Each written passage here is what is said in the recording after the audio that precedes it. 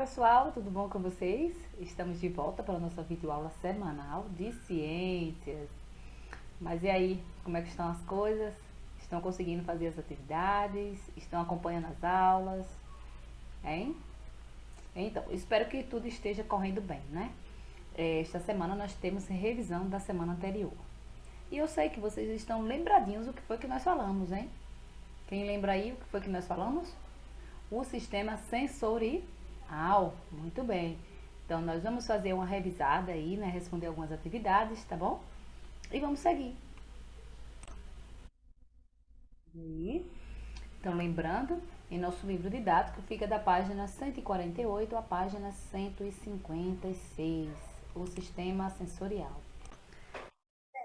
Em nossa aula, né, falando sobre o sistema sensorial, nós vimos que o nosso corpo, né, e corpo até dos animais, também de muitos outros animais, eles recebem informações do ambiente e do nosso próprio corpo através do nosso sistema sensorial, que é formado pelos órgãos dos sentidos, né? Nós temos vários órgãos dos sentidos que nos permitem o quê? Por exemplo, enxergar, ouvir, não é?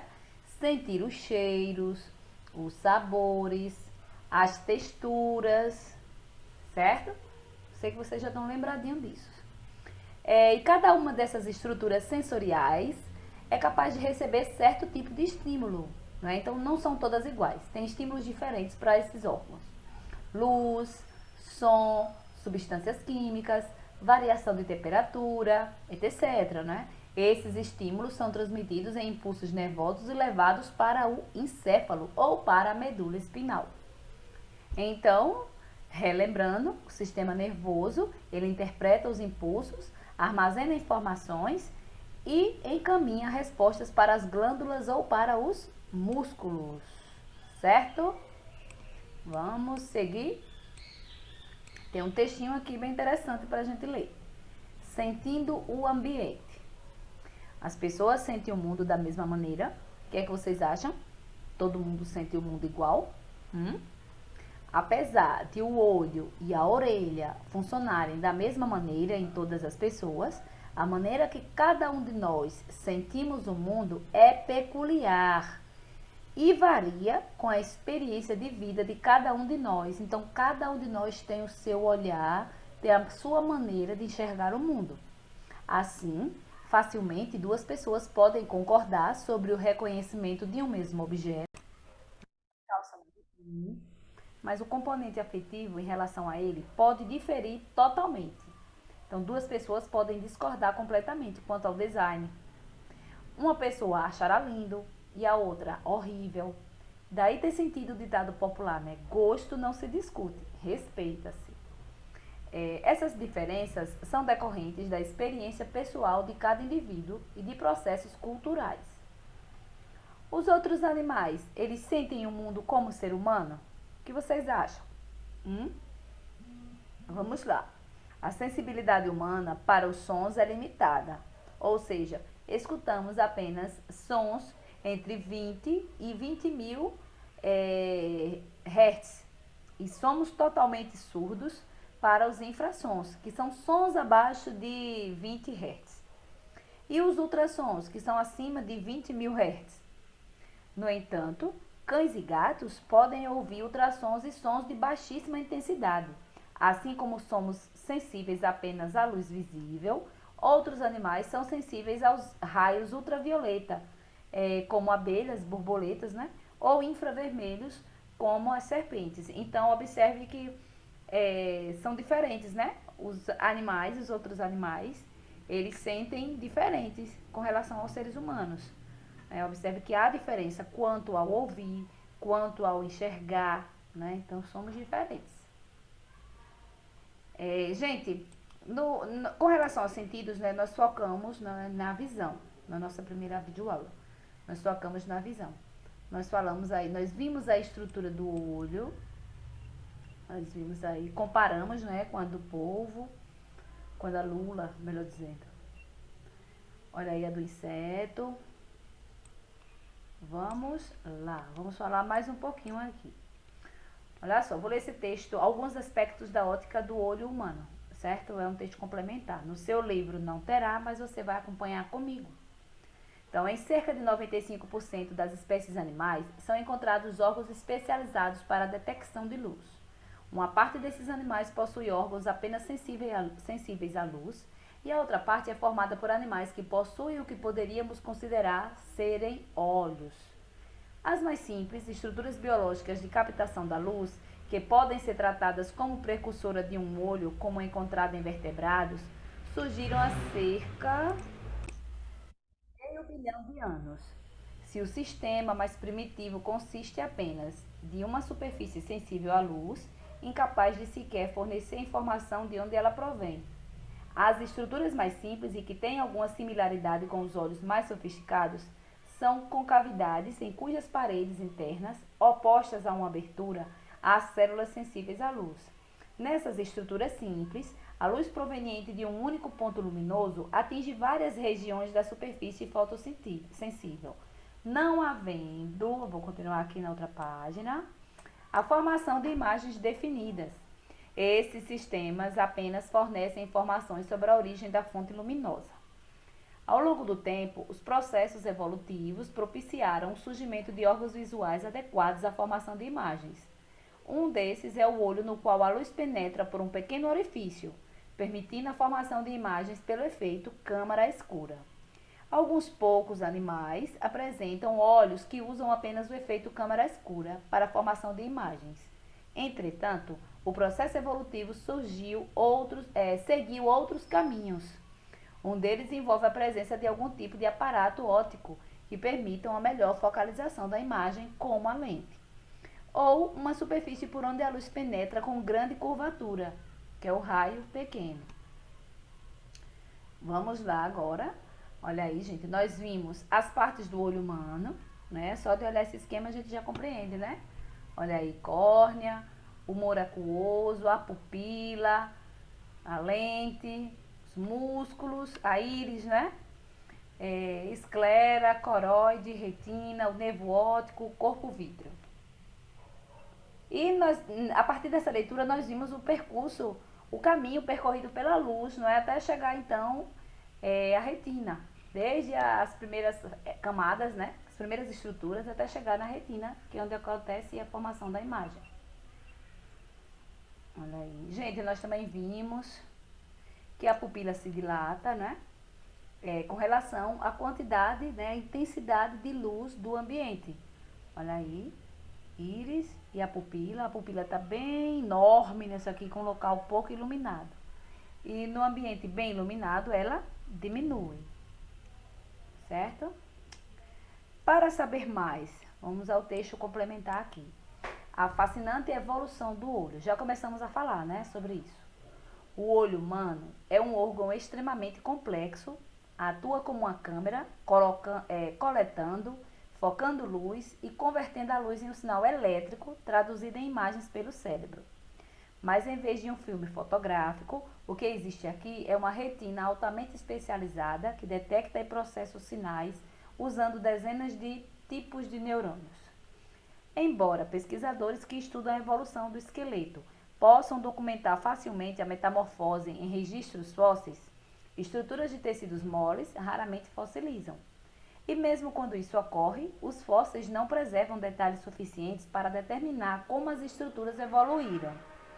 Ainda assim, recentemente, biólogos fizeram avanços significativos no estudo da origem do olho, observando a formação em embriões em desenvolvimento e comparando a estrutura e os genes de várias espécies para determinar quando surgem os caracteres essenciais.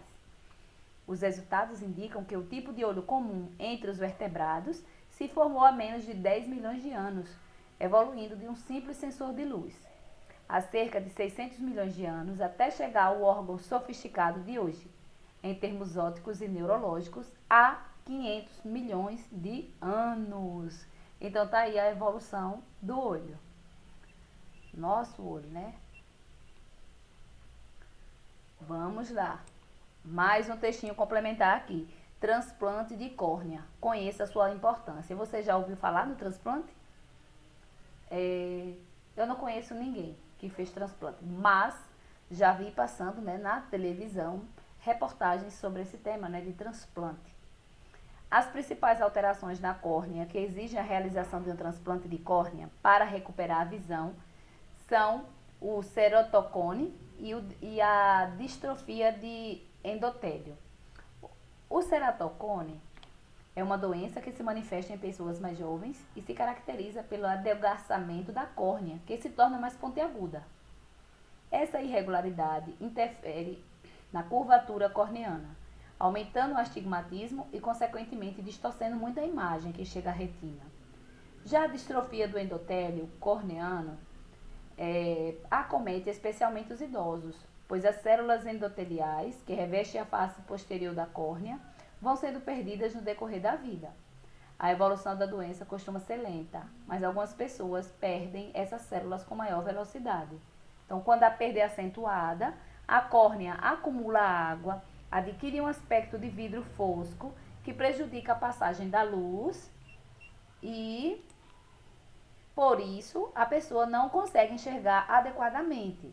Essa enfermidade é conhecida também como distrofia de Fuchs, explica o oftalmologista Vigílio Serturion, diretor do IMO, que é o Instituto de Moléstias Oculares. Para decidir sobre a indicação do transplante de córnea, é de extrema importância que o oftalmologista avalie a queixa do paciente e que medida a cirurgia pode resolver o distúrbio e melhorar a qualidade, né, de vida. Conforme o caso, não vale a pena realizar a cirurgia. Então, imagine para alguém que já está sem conseguir enxergar, a felicidade, né, de encontrar uma córnea que seja compatível, né, que melhore a vida dessa pessoa, porque nossa visão é muito importante, né? É muito importante. Gente, nesse esquema nós temos a formação da imagem, não é? Olha aí, observe que a imagem é invertida, só quando chega ao cérebro, essa imagem, ela troca a posição, não é? Observem aí, tem a descrição, por onde passa, e vamos mais a um texto informativo. A visão e as ondas luminosas. O que acontece quando os raios de luz chegam aos nossos olhos? Para compreender isso, você precisa conhecer um fenômeno chamado refração. Você vai saber mais sobre esse fenômeno no 9º ano. Faça um experimento. Mergulhe um canudinho plástico em um copo com água e observe-o do alto. Você notará que o canudinho parece torto, né, pela imagem. Observe logo essa imagem aqui da colher na água aí, que dá para ver mais ou menos, né? Se você tiver aí na sua casa, o copo com o canudinho, você pode fazer também. Então, a imagem parece que ele está torto, mas ele continua reto, né? É a imagem de sua parte submersa que produz essa impressão. Isso acontece porque a luz, quando passa da água para o ar, ela sofre uma mudança na direção. Quando os raios de luz emitidos ou refletidos por um objeto qualquer passa de um meio para o outro, né? Por exemplo, da água para o ar ou do ar para a água, eles podem mudar de direção. Esse fenômeno é chamado de refração da luz. No olho humano, quando a luz passa da córnea para o humor aquoso, por exemplo, ela sofre um pequeno desvio. Continuando. Gente, nós também vimos aí vários problemas de visão. Né? Vimos aí uma série de problemas. A correção com as lentes, né? São vários tipos de lentes para vários tipos de problemas. Falamos em miopia, hipermetropia, astigmatismo, cada um com suas características, né? Catarata, glaucoma, daltonismo. Olha aí. A invenção do óculos. Vamos concluir nossa aula falando sobre isso, a invenção do óculos, dos óculos.